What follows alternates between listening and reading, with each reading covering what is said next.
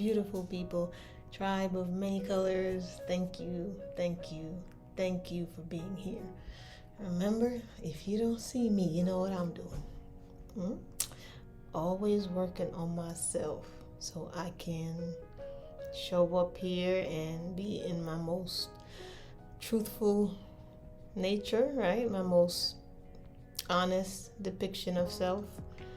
And I figure the best way to show you wisdom is worth pursuing is to actually pursue it myself. So if I'm gonna convince you to do it, you gotta see that it works. And maybe you don't need convincing, right? Maybe you already know how important it is to be wise. But I'm showing up. My setting is different. I'm in the bathroom. I'm doing my hair.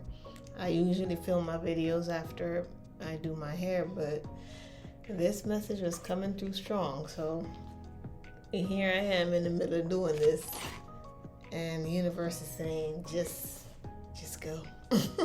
Just do it.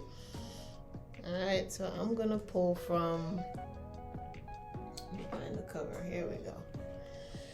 Ancient Animal Wisdom Deck. And this is by Stacy James, and the artwork is by Jada Fire. That's nice. I like that one. All right. So nature wants to connect. So I'm gonna do my part now and pull a card. See what nature wants to connect with us as energy. Let's see.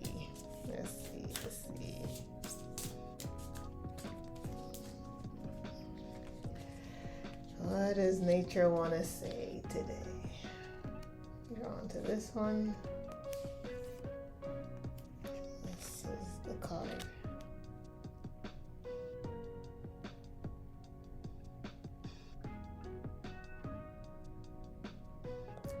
So, what does the humpback whale want to tell us about what's going on? Because remember, we are always one with nature, right? So sometimes the animals show up to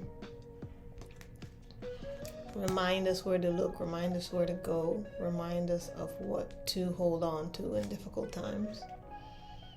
So I love connecting with nature that way because there's always a message. There's always a message in nature. Humpback whale. What's this say? Page 21.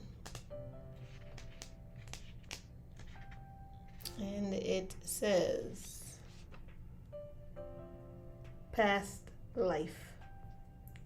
Selecting humpback whale today is an indication that spending time near the undulating waves of the ocean can open enlightening vistas for you. The sound of whales' ancient song assists you in recognizing new possibilities that reflect your gifts of the past. Whales sing the most complex songs of the sea, and some say the song of the whale connects heaven and earth. Whale calls on you to use the magical properties of water and your distinct voice to find your inner calling in today's world. Whale song offers you echoes of enchantment spoken through your ancestors from past lives long ago. Today, your ancestors bring you an answered prayer. That's nice. Nyangumi.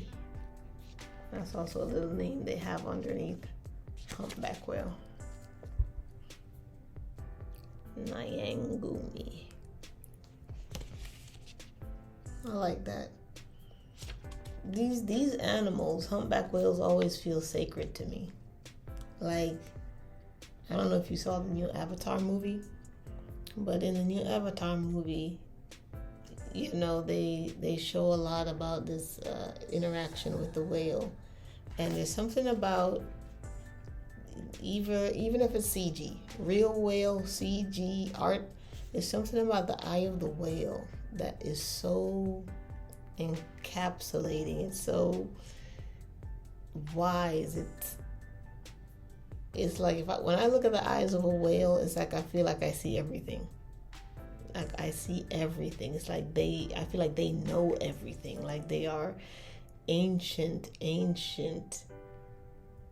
first spirit beings. Like when everything was created in the planet for the first time, it's like they were there. I feel like they know everything. The wisest ancestors are probably all those creatures in the sea, because the ocean has been around forever. Lands have come and go, but the ocean has always been here. So it makes sense that some of the wisest beings are in the ocean. I didn't think that's where I was going with this topic today, but there it is. What I was contemplating earlier as a topic was the place animals have in our daily life. Because the animals all have a place on this planet energetically. If we remember that everything is energy, then the earth requires that energy be placed in certain places for a reason. Right? So there's a reason there's a mountain where a mountain is, right? There's a reason there's a river where the river is. And if nature needs to create new waterways, she will do that, because maybe that space needs the energy of water. So new rivers start to be formed, or underwater well systems start to develop. So nature has her way of moving everything energetically into its space to help to balance the planet, so we don't experience too much of the highs and the lows, right? Everything is balanced and everything is energy. So when there's things out of balance, the energy isn't going on the planet exactly where it needs to go. And how do animals factor into this? Well, if you think about it, if we didn't have all the cows locked up in pens, what would they be doing? If we didn't have all the horses maintained in a certain boundary, what would they be doing? If we didn't only have goats on the farms, donkeys, especially the grazing animals, right, that always keep their nose to the earth, there is a reason they do that. They are programmed energetically to link with the earth, to sense where a nutrient is needed in the soil. So any animal that's constantly has its face to the ground, treads over that area, poops over that area, fertilizes that area, they're constantly sniffing and being in close contact with the vibration of the earth. That's why when, if you can imagine Earth before everything was tucked away on a farm or in a zoo, you would have had huge herds of wild buffalo, wolves, coyotes, birds that have probably gone extinct. Okay, all of these things would have been present, and all of them would have been signs, keys, clues as to the state of the planet, because they would all be moving in their particular patterns, right? That would help us to know what's happening. So if certain birds flock to certain areas during certain times of the month, you'd know it would be heavy rain, because these birds only follow heavy rain. If one day all the sheep just picked up and left and just started traveling, maybe at that point you could know that maybe there was going to be drought in this area, right? So the animals, wherever they are and however they move and operate, was supposed to signal to us as the humans exactly what was going on. Today, it seems like the weather's all over the place and there's climate change affecting everything. I'm not here to dispute whether that's true or not. I think if you just observe things for yourself, you can determine whether or not you think the climate is out of balance, okay? You don't need the people with the degrees to always tell you what you know you can tap into for yourself. You know whether or not the pattern is off. You either sense it, feel it, know it, experience it, but you know, and what you know is just as good as the person with the degree, because that's common sense, right? You can manipulate everything else, but you can't manipulate your real experience and the common sense about something. So the animals are out of place. They're not energetically where they're supposed to be on the planet. That sets things out of balance in and of itself, right? And then we don't see the pattern that the fish make, the sheep make, the cows make. We don't see the birds flying in huge swarms, creating images and showing us where to go, right? My guides are telling me, if you can expand your mind and travel with me for a little bit, right? My guides are telling me that back in the day, right? Think what you would probably call ancient times. But I don't want you to think ancient times always means rundown buildings and tribal living and everything. Listen, there were high intelligent, high intellectual beings back then, okay?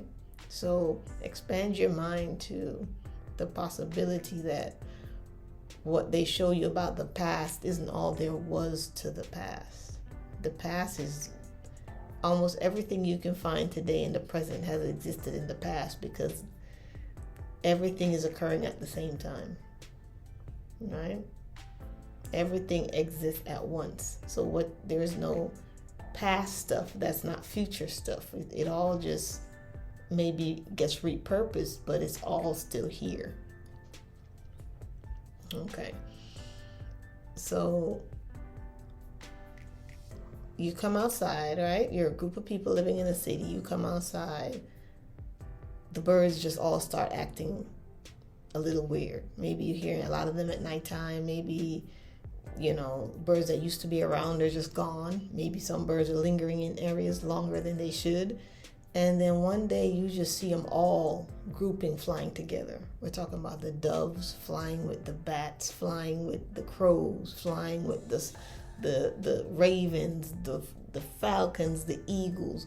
I'm not talking about separate groups of birds. I'm talking about all the birds coming together. And they're swarming in the sky, right? And they start to create a pattern. And it looks like a map.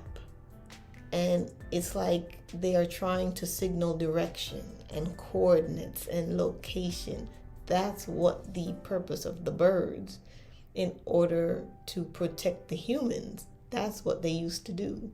Birds used to be the ones that showed us what we were surrounded with, right? They would go out into the land, survey what was there. They would come back, and if you understood how to talk to the bird, you could translate everything it saw, whether you put it in coordinates or symbols or whatever, but it helped you to understand its flight pattern, what it perceived on the ground, how far to get there, kind of like how bees communicate with each other.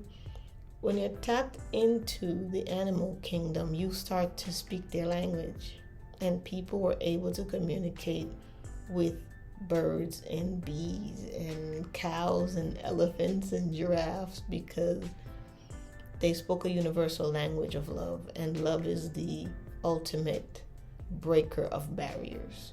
Okay, because once you tap into love frequency and you're sitting in love frequency, language opens up to you. You're no longer confused, because all you're working with now is heart intent, and that is a powerful language.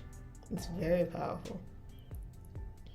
So how does that relate back to today? We done went down that path a little bit. Let's bring it back to relevance of right here, right now.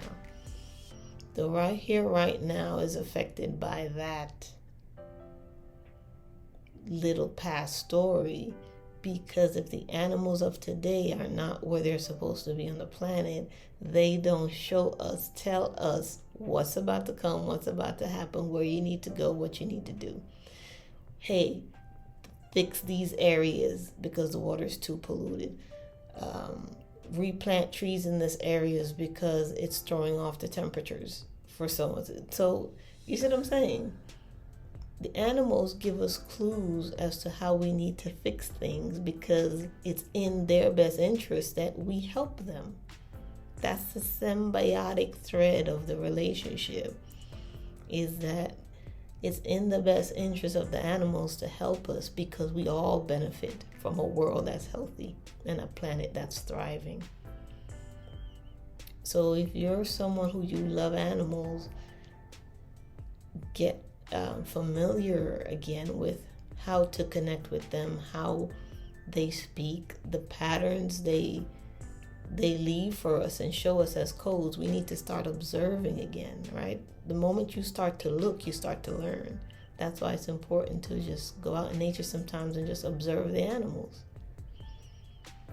And by observing them, we learn from them. And when we learn from them, we understand what they're trying to teach us, what they're trying to show us, and it's all beneficial.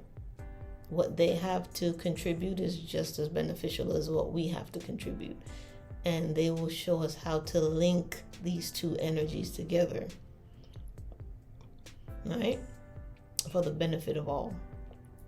So is it possible to avert some of the disasters that might potentially be looming, or to shift our course with the climate and experience a more harmonious relationship with nature? Yes, but that will only come when we begin to welcome back the animal kingdom into our way of being. We have to make room for them so that we can learn from them and they can learn from us, because there's no stabilizing this world with only technology. It's supposed to help, but it will not replace what we really need to do, because we can't be out of balance with nature but then use technology to fix the thing. Then you can't do that. Okay? You can't be out of balance with nature and then think you're going to maintain that out of balanceness, but then create balance somehow with the technology alone. It doesn't work that way. Balance means everything in alignment.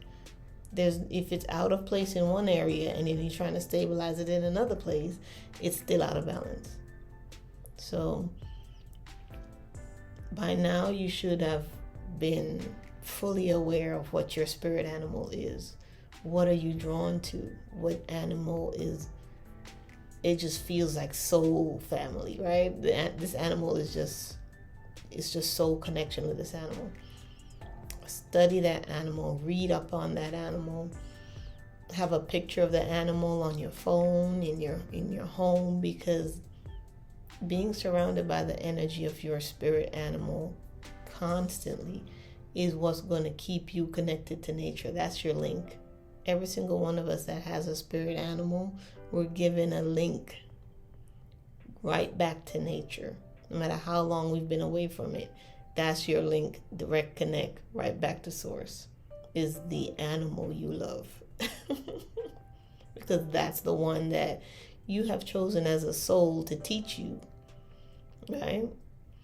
And that animal, that insect, that bird, that butterfly, it is going to bring you back to balance within self and back to balance with nature.